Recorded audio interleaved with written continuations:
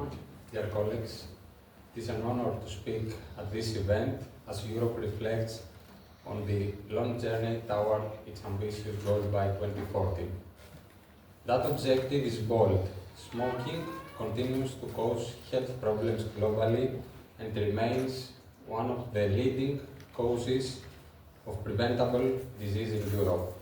Achieving a smoke-free Europe is not a cigarette break task. Despite decades of regulation, campaigns, and health warnings, 1 in 5 Europeans still use tobacco products. In Greece, the figure is closer to 1 to 3. This persistence tells us something important. Tobacco use is not only about health risks. It is about culture, tradition, and personal habit. People smoke not only because of nicotine, but because smoking is tied to daily rituals, a cigarette with coffee or a pause at work. These practices are powerful. Therefore, solutions must be more nuanced than prohibition alone. As the Commission and Parliament consider the next steps, we need to strike a careful balance, protecting public health while respecting citizens' freedom of choice. Regarding the role of innovation, innovative nicotine products are attracting more and more attention. Sweden, for example, has demonstrated that alternatives such as pouches combined with strong public health policy and can significantly reduce smoking rates with excellent effects in respiratory health. Other countries, including Czechia and Greece, are testing approaches with alternatives to conventional cigarettes. But let's be clear, innovation is not a silver bullet. The evidence is still developing. Long-term health impacts remain uncertain. At the same time, it would be wrong to ignore the potential of innovation to reduce harm for smokers who cannot or will not quit.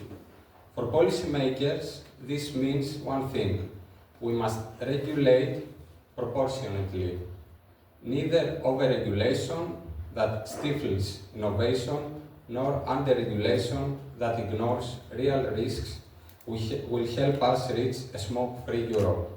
Concerning the principle of freedom, we always keep in mind that adults in a democratic society must retain the freedom to choose.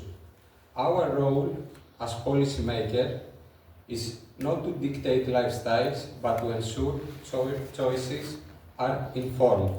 Adults should have access to accurate and transparent and balanced information about both the risks of smoking and the alternatives available. Excessive restrictions, bans, or moralizing approaches risk alienating citizens, fueling mistrust, and even pushing consumers toward underregulated or illicit markets. That would be the opposite of public health progress. What's more, such bans can fuel public anger. I might be bearing oaths to Athens while saying that education is the key. The single most effective tool for a smoke-free future remains prevention through education. If young people are taught from an early age about the health consequences of smoking, about the risks of cancer, cardiovascular disease, and addiction, they are far less likely to start. This is where the European Union and Member States can make the greatest difference. Awareness campaigns tailored to young people, integrated into school systems, can achieve what restrictions alone cannot: lasting and cultural change. The truth is simple: if fewer people start smoking in the first place, the need for alternatives later diminishes. Education is not about restriction, it is about empowerment. It gives citizens the knowledge to make healthier choices on their own. Regarding better regulation and trust, the European Union prides itself on evidence-based policy. This means the Commission must ensure its positions are grounded in science. It must avoid premature claims about the risks of innovative nicotine products before long-term data is available. Policy should follow evidence, not precede it. That requires investment in independent research. Studies that compare the effects of conventional tobacco, e-cigarettes, heated tobacco, and pouches. Citizens deserve clarity. This is known, this is suspected, that remains unknown. This is how trust can be maintained. And what we do next? 3 guiding principles. First, freedom with responsibility. Adults must retain the right to choose, but with full access to transparent information on risks and alternatives. Second, education before prohibition. The European Union should prioritize prevention and awareness from an early age, empowering future generations to avoid smoking altogether. And third, evidence and not ideology. Policy should be based on rigorous scientific studies, not assumptions or political pressure. If we succeed in these 3 areas, we can combine innovation with education, freedom with responsibility, and public health with trust. Dear colleagues, the goal of a smoke-free Europe by 2040 is ambitious, but it is partially possible. We will not get there through bans, nor through blind faith in innovation. We will get there through balance, respecting freedom, fostering education, and regulating with evidence. Citizens do not expect us to gamble with their health, but neither do they expect us to dictate every personal choice. What they want is honesty, transparency, and of course, respect. Let's make sure our policies are like fresh air, clear, balanced, and easy to breathe. Only then will a smoke-free Europe truly be within reach. Thank you very much.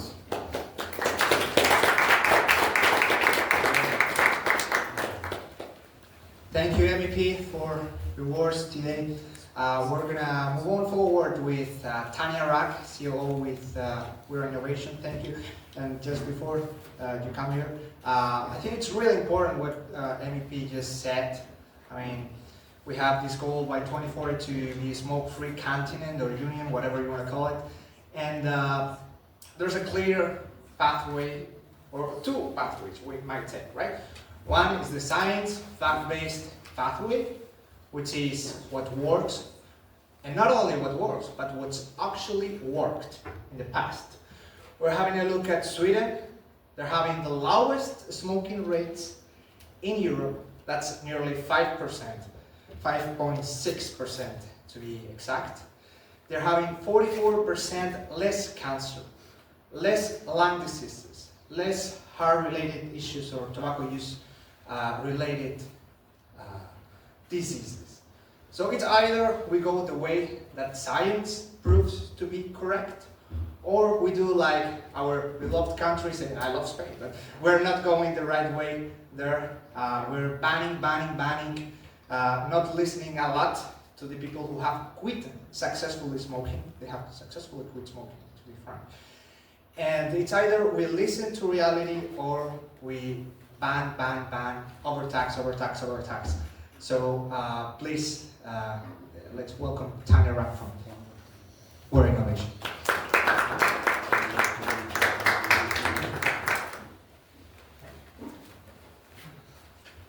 Good afternoon, everyone, and thank you for joining us today. My name is Tania Rak. I'm the Chief Operations Officer of We're Innovation, and in the next 15 minutes, I would like to accomplish 3 objectives with my talk, which is to present the evidence from EU member states that have achieved major smoking declines through innovation, to also show how traditional approaches alone, unfortunately, unfortunately are failing to meet our smoke-free targets, and what successful alternatives look like. But firstly, I would like to speak about We Are Innovation, who we are and what we are doing. So We Are Innovation is a dynamic network of individuals and institutions and we believe there that innovation's power can drive progress and also solve the world's most pressing issues. We have over 50 think tanks, institutions, partners all over the world that are deeply committed to promote the spirit of human creativity through technology and through the new solutions. You can learn more on our website, which you can check out after the event. However, let's start by facing the reality, why we're here today. So at current rates, the European Union will miss its smoke-free target by more than 60 years, and 24% of the EU adults, they still smoke, which virtually unchanged since 2020, despite all the traditional measures. This represents millions of preventable deaths over the upcoming decades. And every year of delay also results in major costs, which are hundreds of thousands of lives. Yet, within this crisis, 3 EU member states are writing a different story. One that basically proved that a good transformation is possible. So here I would like to pay your attention to Sweden, which is proving that success is possible. And Sweden is standing on the brink of becoming Europe's first smoke-free nation, with smoking rates just 5.4%. Since 2008, they achieved a 65% decrease in smoking rates, while the EU average remains stuck at 24%. The results, as you can see here at the chart, speak for themselves, because Sweden right now has 36% fewer lung cancer deaths than the EU average, and also 21% fewer smoking-related deaths overall. How did they do that? They were combining the traditional solutions with also policies that were making innovative nicotine products accessible, acceptable, and affordable for those consumers who would like to switch. This is also pretty well illustrated on this graph. As you can see, as oral nicotine use started rising from 11% to 16%, smoking also started falling from 11% to 5.4%, which is almost the mirror image. And there's no coincidence, because the studies confirm that the vast majorities of oral nicotine product users are former smokers who successfully transitioned away from cigarettes. So Sweden did not abandon the traditional measures, but instead they supplemented them with very pragmatic policies that acknowledge how people actually behave. However, there are, as I mentioned in the beginning of my presentation, some other European member state countries that have achieved major successes. One of them is Czech Republic, and Czech Republic has achieved Europe's fastest smoking decline, which is 7 percentage points in just 3 years. And from 2020 to 2023, they dropped from 30% to 23% of smoking prevalence. And the key here is that they had the coordinated government approach across multiple ministries and those were working all together for the common goal. In 2019, their national strategy also mandated the regulation based on product risk. So the Ministry of Finance differentiated the taxes based on that, and the Ministry of Health also included the innovative products in cessation guidelines. We can also see the chart here, which illustrates the Czech journey quite well. Because for years it was stagnated between 26 to 30% despite all traditional measures. But then in 2020, with a comprehensive approach, smoking rates went down. So the green shaded area here shows where Czech Republic is headed in case if the current trend basically continues, potentially reaching the smoke-free status decades ahead than the EU average. Now let's touch base on Greece. Greece's story must be the most instructive of all of those, because for 15 years, from 2006 to 2020, Greece maintained the EU's most restrictive policies on nicotine products. They banned nicotine pouches, text vapes very heavily, and also they prohibited any communication about the relative risk of these products. So, as the result, the smoking rates remained frozen at 42%, which was among Europe's highest. But in 2020, they reversed the course completely, and within 3 years, smoking dropped 6%, which turned it to 36% and liberated almost 600,000 from smoking cigarettes. The yellow line on this chart, as you can see, it shows all the years of the stagnation when it comes to the prohibitionist policies. And then, as we can see on this chart as well, we can see a very sharp decline after 2020 when Greece started embracing more comprehensive approach. And Greece also proved that even nations who are deeply entrenched with smoking cultures and traditionally being associated with them can also achieve rapid progress in case if they provide the adult smokers with accessible, acceptable and affordable alternatives. Here I need to talk about what is the 3A approach. So this is the evidence-based approach that was designed by We Are Innovation and our project, The Path to Smoke Free. And what unites all the success stories that I mentioned before of these three countries is that they represent, or at least they partially represent, the 3A methodology. Which means, first of all, accessibility, which means to ensure that innovative nicotine products are available through online and conventional retail channels, with also relevant information for adults. Then it is about the acceptability, which means the possibility of leveraging the variety of flavors, nicotine levels in these innovative products, and also all while providing the realistic alternative to smoking. And the third one is affordability, which means the ensurement that the taxation of innovative nicotine products remain at the level that does not discourage adults from choosing them to use over smoking. But the Swedish approach goes far beyond the EU.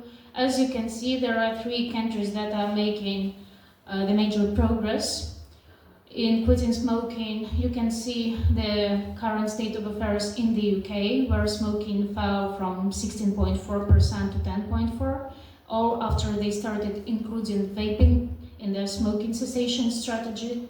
We can also see the stats for Japan. Japan achieved a 52% reduction in cigarette sales through consumer adoption of heated tobacco products. And we can also see the New Zealand, where they are on track for smoke-free status by 2025, while using comprehensive strategies that are very innovation-friendly. So, as we can see here, the pattern is very constant. Those nations that provide viable alternatives alongside traditional measures see smoking rates drop. And the EU has several possible outcomes when it comes to the future. So the smoking prevalence without Swedish model remains 25.2%. At current pace, the smoke-free status would be achieved then by year 2116. However, if the EU is taken after the Swedish model, it will be possible to achieve the smoke-free status by 2062. And in case if the EU is going towards the pace that currently have such countries as the UK, Japan and the New Zealand, it will be possible to achieve the smoke-free status by 2074. So this path to smoke-free projection lines, they show the status quo, they show the Swedish status and also the global best practices that all of us can learn from. That is to say that it is necessary to debunk the myths that surround innovation and to do so to defeat smoking. Because quite often we face the stereotypes in our work that innovation is having a battle between smoking and public health, but however, we are in a battle between deadly combustion and safer alternatives. So innovation through such products as vaping, as snus, nicotine pouches and heated tobacco is helping millions of consumers to walk away from cigarettes. It's not promoting smoking, but it's rendering it being more obsolete. And the future is not smoke-free because we ban everything, but it's smoke-free because we invent better things to choose. So there is also the puzzle piece that Germany has been missing, like regulations, taxation, public awareness, and all of them are matter. But of course they are not enough. Most countries are also working with the same puzzle pieces and still falling short. And Sweden added innovation, and as we can see, smoking rates indeed collapsed. So then we also need to focus on the outcome, which is not ideologically rigid, because it's not to win the purity tests. It is to save life, and we can no longer afford to reject solutions just because they come in some unfamiliar forms or involve the word nicotine. So my goal is to stay technologically open, not to be fear of disruption, and I think that every major public health breakthrough, from vaccines to HIV treatment, has involved this type of technologies. So then why should smoking be any different? So I think that public health should be respecting human agency. Telling people what not to do is just the half of the equation, but the other one is to give them better choices, so that these products empower smokers to take control of their health journey without shame, without stigma, and also without waiting for perfection. So thank you so much for your attention, and I will be happy to talk to you after the official part of the event. Thank you.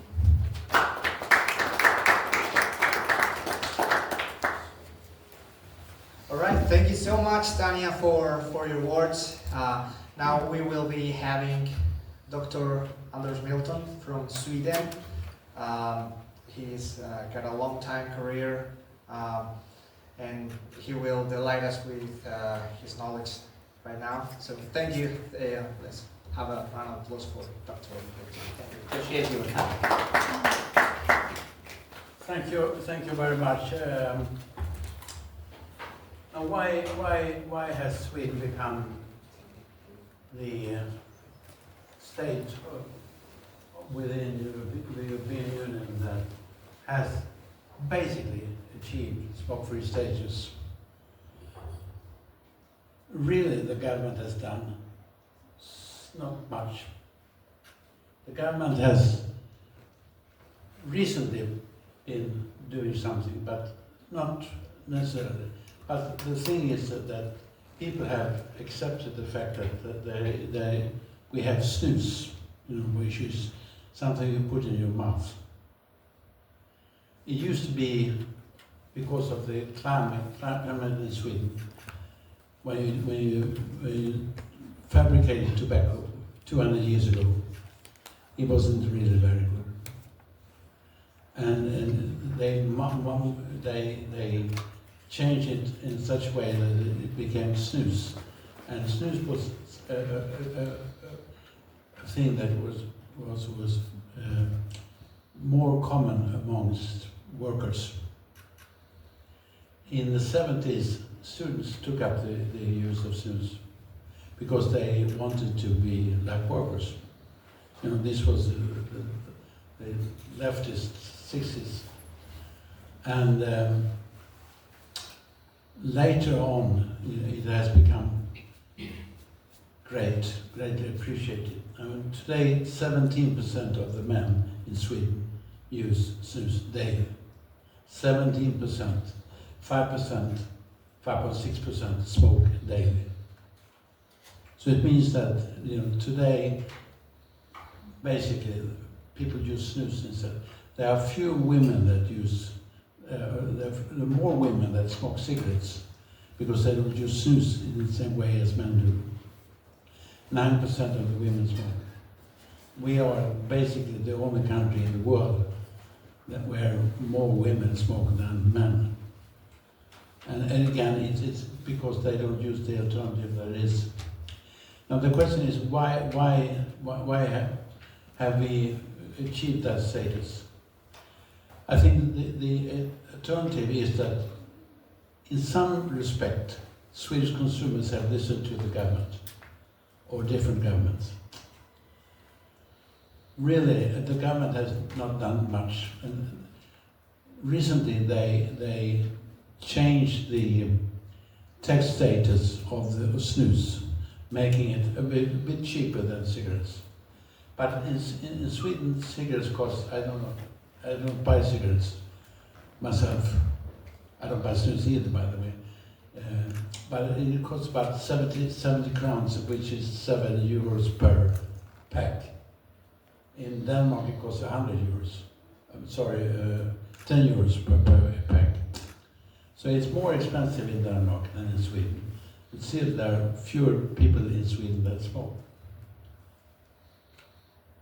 That's a fact.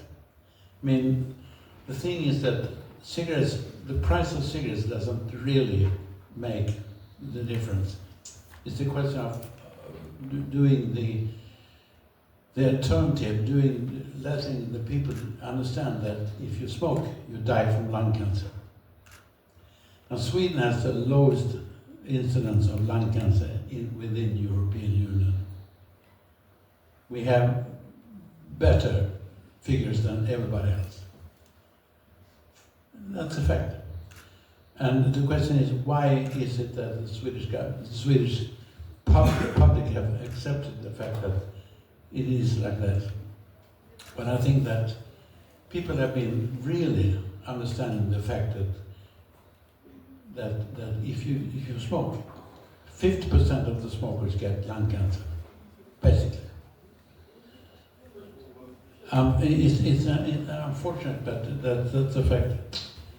And the Swedish consumers have understood that they don't want to have lung cancer, so they accept snus instead. And the Swedish consumers have decided that without the government, I mean, the Swedish government has done whatever other government has done.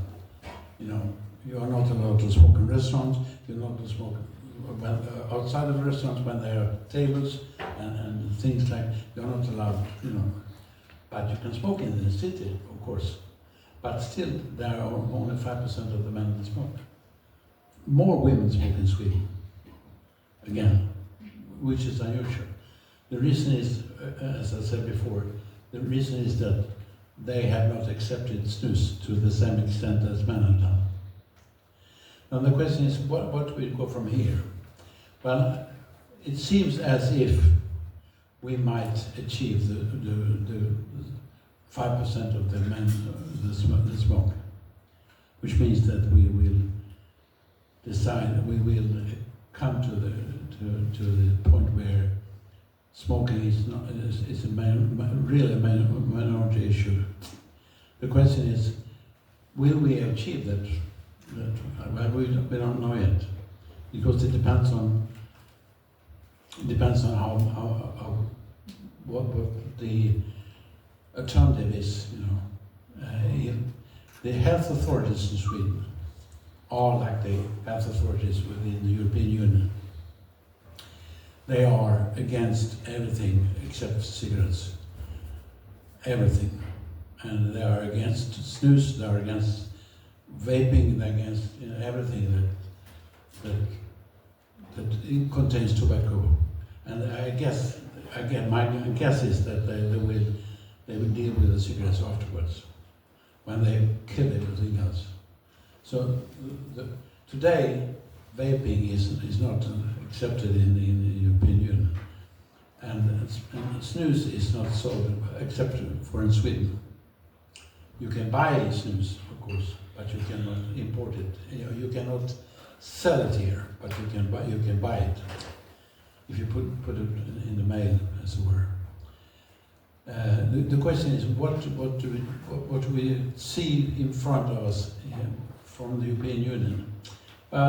With all respect, I'm sorry that he left. With all respect, I think that the European Union is way out of line.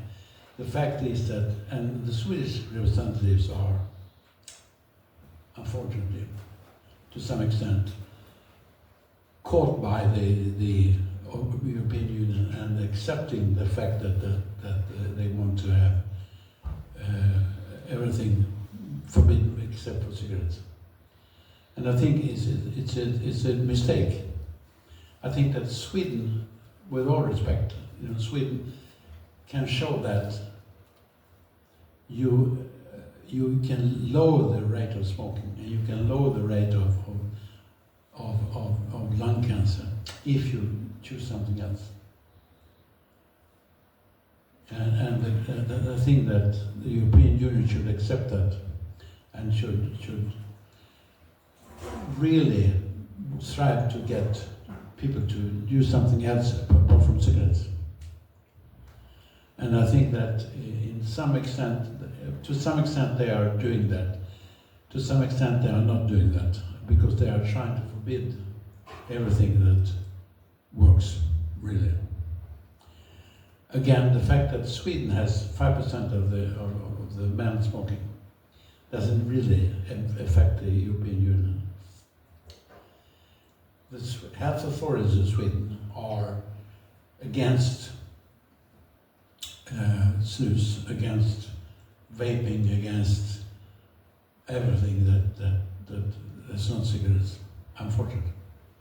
And they don't seem to see the fact that 5% only smoke.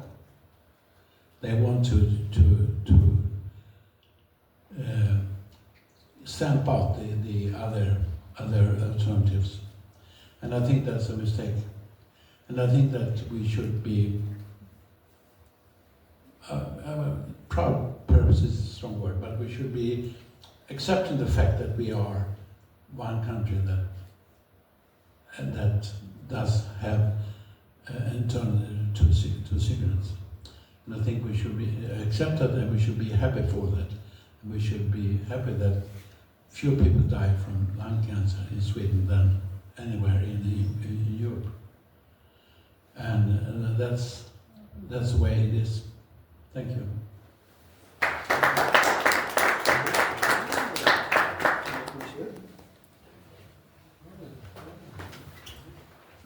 Well, thank you, Doctor. Thank you, Tania. Thank you to the MEP before. We're opening now a Q&A session. So if you may have any questions, I'm sure I do have. They will be happy to answer them. So if you... What is that snus, and why it is not allowed here, for example, in Belgium? Yeah.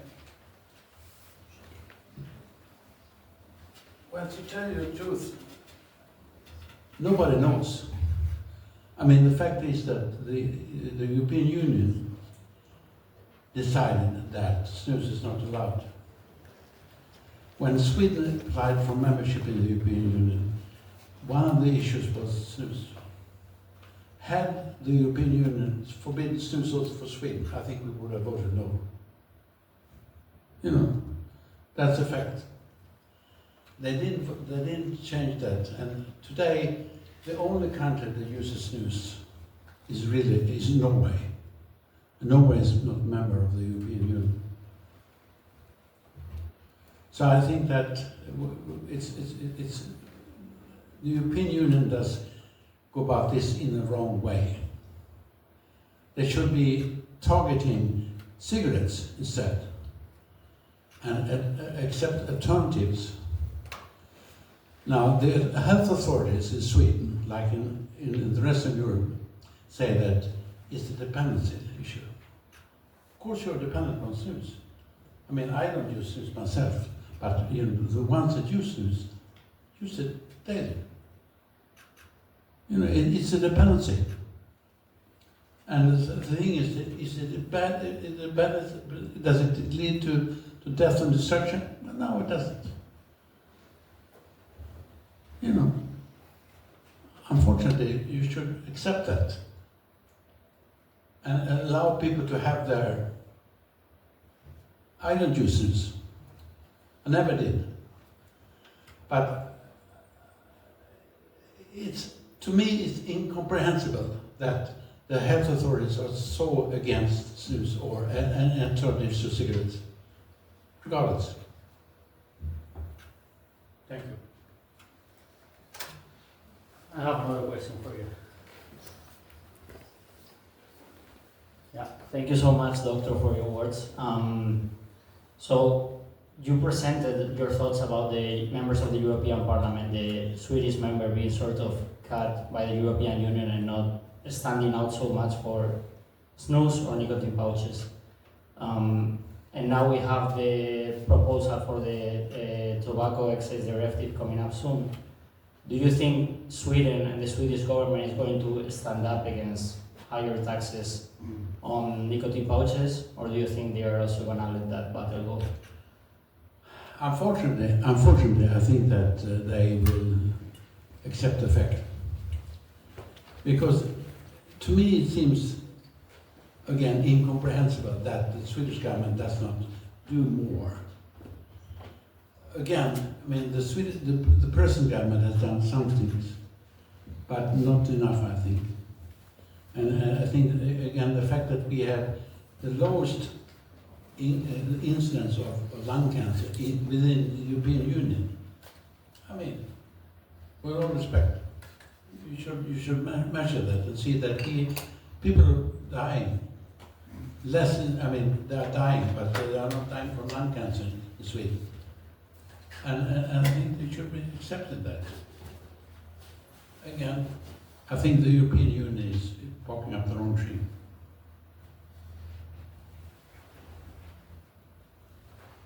Any other question?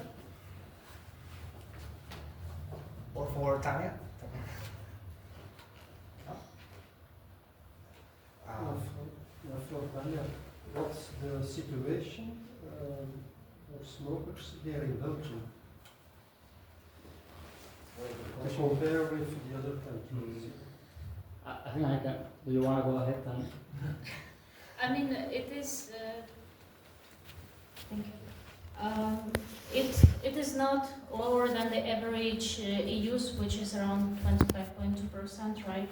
But I think that Alberto actually, who is my colleague, he's based in Brussels, and I think that on the daily basis you are working with Brussels and Belgium, so much more. However, what I recommend you to do is to check out our Path to Smoke Free, because we have a very detailed statistics on each country with each policy that is being made there. And also we have the comparison on the accessibility, affordability of each nicotine product, so you can check out years by years what is the situation in Belgium like. Yeah, no, I just wanted to say, as there are a lot of us here who come from